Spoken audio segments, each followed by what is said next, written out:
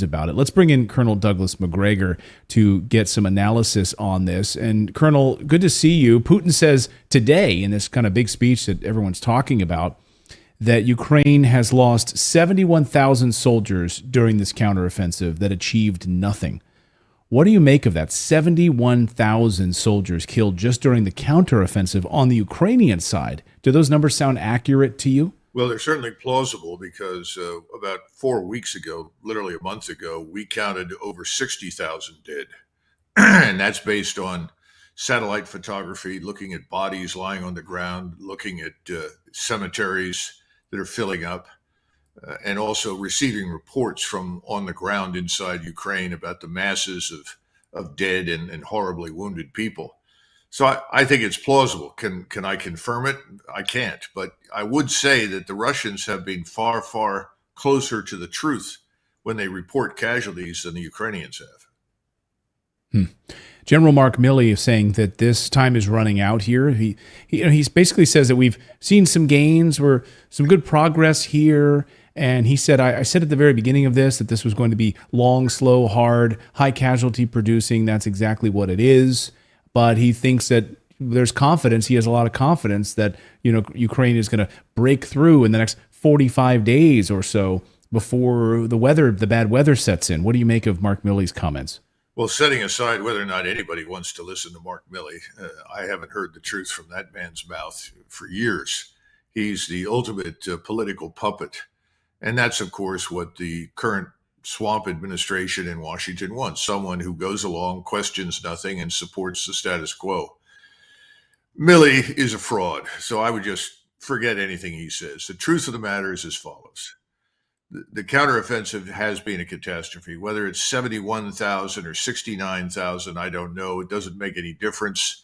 The equipment losses are horrendous. And all of this is for various reasons. Number one, Ukrainian forces are trained to fight like NATO. NATO, and especially the United States Armed Forces, are organized to refight some version of World War II. And we're up against a 21st century military establishment, which is organized very differently. And no one has been willing to accept this reality. And that's the biggest problem. Right now, you have persistent surveillance all over Ukraine, from space-based assets down to terrestrial assets that allow the Russians, through their intelligence, surveillance, reconnaissance assets, to see everything in Ukraine all of the time. We have not disrupted their satellite-based capabilities for the simple reason that if we do that, they will destroy ours. We don't want to lose ours. So it's been a game. We try to race information to the Ukrainians as quickly as possible that they can exploit, but they're not organized to exploit it.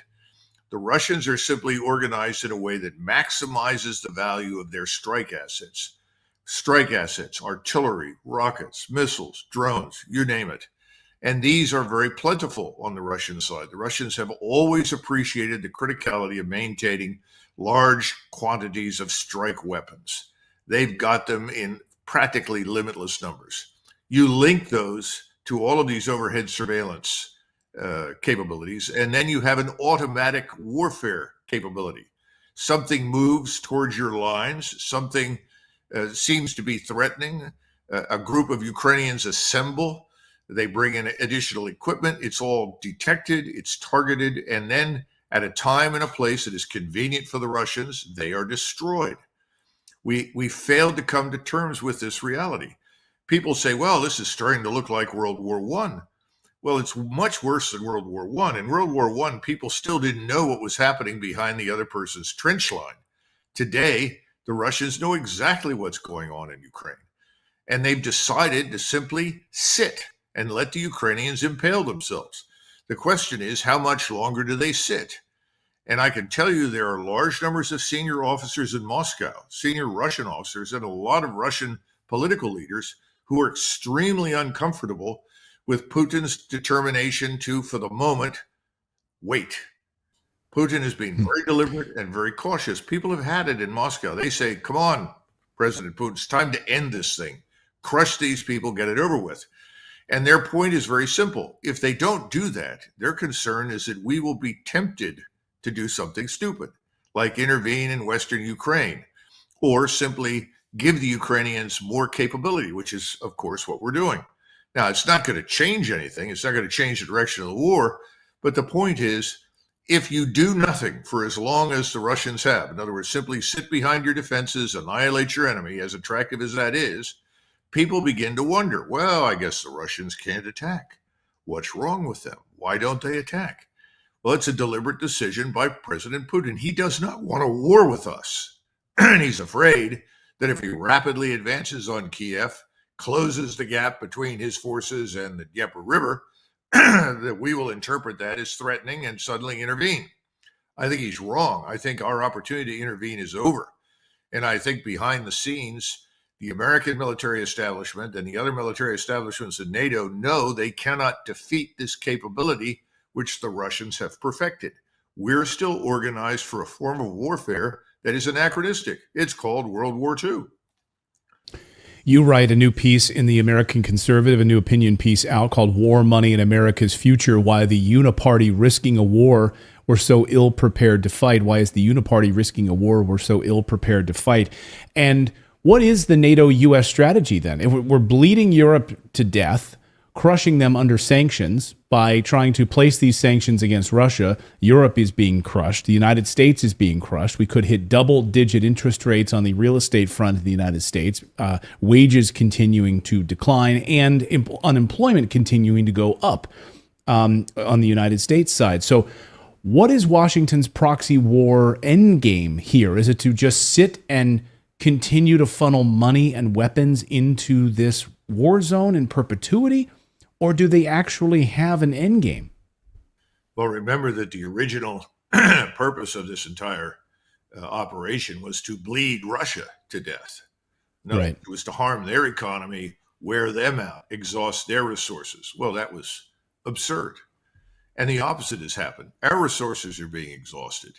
Right now, we know, and I'm sure you saw this in the article, and this is something a lot of Americans need to understand, that the amount of money it takes us to service the debt is now equal to our defense budget, roughly $1 trillion. How much longer can you do this? And I think that's something else that Putin, who is an economist, remember the man has a doctorate in economics, he's been watching this, and I think he's been betting heavily that not only America's economy or financial system is going to go into crisis, but I think he's expecting the Europeans to simply slide into recession or depression or worse, and that will bring an end to this conflict, at which point in time he can advance without much opposition. I mean, we already know the Ukrainians have no more manpower, per se. I mean, they've turned to the European Union, they've turned to the various governments in NATO and said, we want you to repatriate military-age males from all over your countries back to the Ukraine so that we can feed them into the meat grinder and kill them as well. I don't know how that's going to turn out. I was really depressed when I discovered that the Irish Republic had agreed to do it. But I think in Poland and other countries, there's a reluctance to do that because they feel they may face armed opposition inside their own countries from Ukrainians that say, no, I'm not going back. I'm not prepared to die. So I think we've already hit the end game. The question is, as you put it, what are we going to do? And Nuland and Blinken apparently flew off recently and said, oh, let's freeze the conflict. Well, that's a non-starter. The Russians have been telling us for months, forget it. They're not going to do that. What does that mean, freeze the conflict? What does that entail? Well, I think what they believe it entails is something like a divided Korea, that you come to some sort of agreement along the line of contact and you say, we'll stay on this side, you stay on that side. They see it in the West, particularly in Washington, as a face-saving measure. The Russians aren't going to do it. What the Russians will not accept is any Ukrainian state of any kind that is aligned with NATO. Number one, can't happen. Right. Otherwise, they fought this war for no purpose. Remember, this is all about the existential threat that we present inside Ukraine to Russia. So that's out of the question. And the issue is, how do you turn to the Russians if you're in Washington, in front of the American people and in front of your allies and say, look, we were wrong. You aren't weak. And we've got serious problems at home. We've got to pack it in, go home and take care of our own problems. Well, in their minds, they've just been defeated. They've admitted that they have to surrender and walk away. So in Washington, to get back to your original question, What are you going to do? You just double down and continue to do the stupid things that have failed utterly to produce any success. So send them more ATACMS missiles, send them German Taurus missiles, send whatever somebody else has got out there, especially since you know they don't have any troops to speak of. So send them long-range attack weapons that only require a few trained people, and then let them launch them to their heart's content at the Russians. And of course, again, they're going to attack Russian civilians in Russian towns and cities. We know that. They've done that before. This is insane. This is crazy, but that's where we are. I'll get you out of here on this, Colonel, which is, again, this 45-day weather window that General Milley mentioned, 30 to 45 days or so. What happens, do you believe, in this 45 days on the Russian side? And what happens after that 45-day window closes? Well, that's the question that none of us can actually answer to our satisfaction. And that's what I said at the beginning. I was talking to some friends in Europe that just returned from Moscow, and they're very well connected. They're actually in the journalistic community, and they said that in talking to senior Russian officials as well as senior military men on the general staff, the Russian attitude is, look, let's get this over with. Please, President Putin, let us attack. They've got 300,000 troops in reserve. It's not as though they don't have the capability to launch. And again, President Putin has chosen to wait. I think he truly believes that the situation in Europe will get so bad that NATO will simply crumble. People will simply say, well, we followed you as far as we can, Washington, and you've led us down the path to hell. Germany is being deindustrialized. One of the leading CEOs of one of the biggest chemical companies in Germany, and remember, these are industries that lead the world in many capabilities, has said, it's over. We're shutting down. We're being deindustrialized. So I think Putin has said, well, why don't we wait for Europeans to wake up, French and Germans particularly? But there is a fight in Moscow. It's not a fight in the sense that we would understand it, where people are yelling and screaming at each other. But behind the scenes, there is a big debate. Why wait? Let's get it over with. And Putin has been reluctant to do that for the reasons that we've outlined. So nobody really knows the answer at this point to your question. If you were in a bizarro world, if you happened to be an advisor to President Putin, if it were, again, a bizarro world or an alternative dimension, and you were giving advice to Putin whether to sit back and wait, watch Europe crumble, the United States crumble, or to take action and launch these 300,000, what would you do as a military advisor?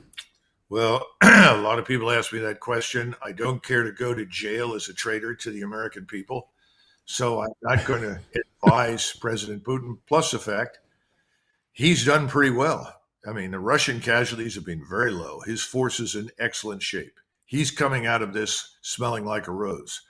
So I really think it's up to him. And he hasn't done badly. He's done very, very well. We're the ones who are in serious trouble. And the real issue is, what do we do? We've talked in the past about the border. The border is open. We don't know who's coming in there. Millions of people are pouring in. They're not an asset to us. They're going to be a burden to us. It's only a question of how much longer before we have an explosion inside the United States. I'm sure that President Putin is aware of that as well. So the situation in the West is terrible. And under those circumstances, it may be prudent for him to do what he's done, but he does have pressure on him. I can't advise him. And I imagine there are a lot of people that say, well, I'd like Putin to do X, but he's done pretty well thus far. And so I probably want to shut up and color until something goes horribly wrong, but I don't think it will.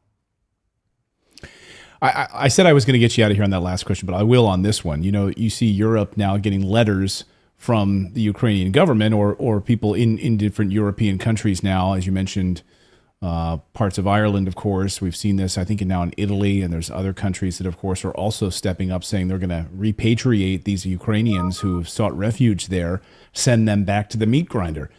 Do you think, now remember, the United States had given preferential treatment to Ukrainian refugees coming across the border. In fact, we know firsthand, in fact, that there were people that were waiting to move into the United States, or sitting, waiting, and Ukrainians got front of the line status to be able to come into the United States. Do you think there's a chance in hell that the United States would repatriate, send these young Ukrainian men back to Ukraine to fight? I think it's unlikely. I mean, let's be frank, we can't even enforce our own laws. We aren't defending our own borders. We are not expelling illegals. We're not taking action against hardened criminals that are raping and murdering in our major cities. So what are we going to do? I think we're going to do exactly what the Biden administration has done, nothing. So I don't see us playing in this. Now, the Europeans have got to ask themselves whether or not they want to be war criminals, because they're essentially rounding up people and sending them back to die. This has no chance of success, and that's the point in the article. We are organized for the past. This is a different form of warfare. We can't overcome it at the moment. The smart thing to do when you realize you're up against something fundamentally new that you haven't seen before and don't know how to defeat is to fall back, reconsider, find a different way forward, and then re-engage at some future point in time. But there is no reason in this administration. There's no rationality. Everything is out of control. We are a runaway locomotive headed down the side of a mountain to absolute certain destruction. We see it on the financial side, the economic side, the human side here inside the United States. It's true for Western Europe. Under those circumstances, it's back